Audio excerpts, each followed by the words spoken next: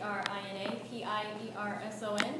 Garland Tea Party, representing one of the largest cities in the state of Texas.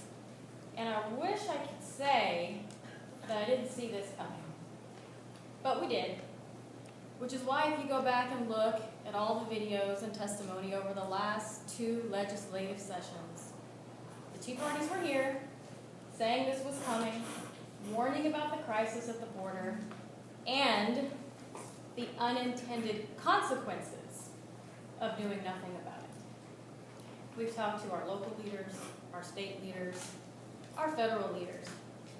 And we have a governor who retired in 2011, but still pretends to be on his bench, traveling all over the country, talking about how great Texas is and how much money we have and our job creation.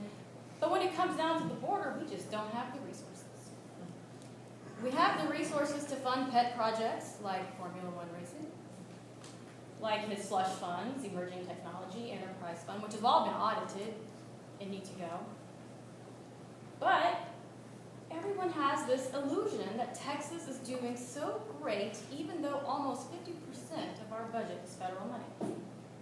But when it comes down to the one responsibility of the chief executive law enforcement officer of this state, we just don't have the resources.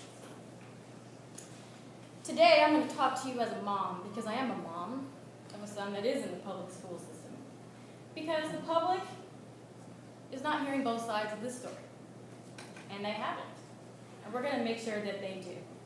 Because even the story the public is being told is not the real story. You see, because we're being told we have a humanitarian crisis on the border, and it's children, and they are refugees. Let me take a minute to read you the definition of a refugee. A person who has been forced to leave their country in order to escape war, persecution, or a natural disaster. But it seems like all the data now, coming from even the liberal media outlets like MSNBC, are saying that more than 90% of the people crossing the border today are coming to break the law to enter the country because they think they'll be able to stay. They're seeking amnesty. That is not a refugee, that is a criminal. And I don't care how old you are. These people are not being forced to leave. They're being told to leave, they're being asked to leave. And many of them are coming on their own because they want amnesty in this country. And even though we're just now hearing about it, this has been going on for a couple of years now.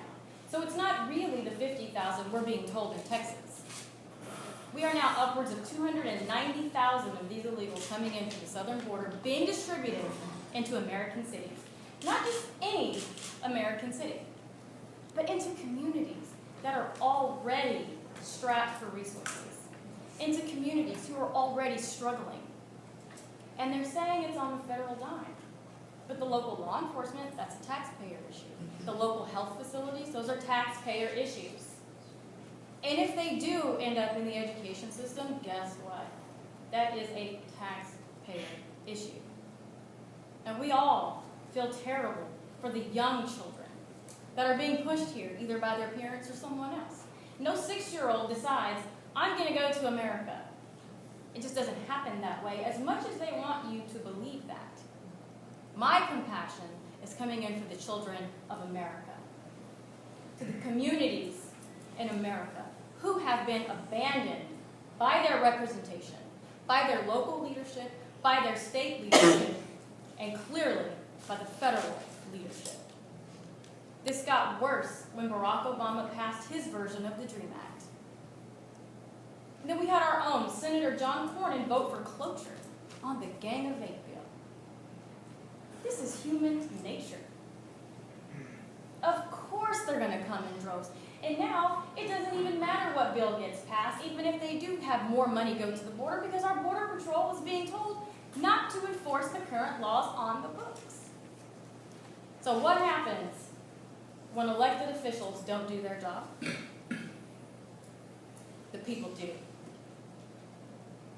This meeting today is so that we are letting all Texans know that we are standing with Texans. We are not standing with Republicans. We are not standing with the Democrats.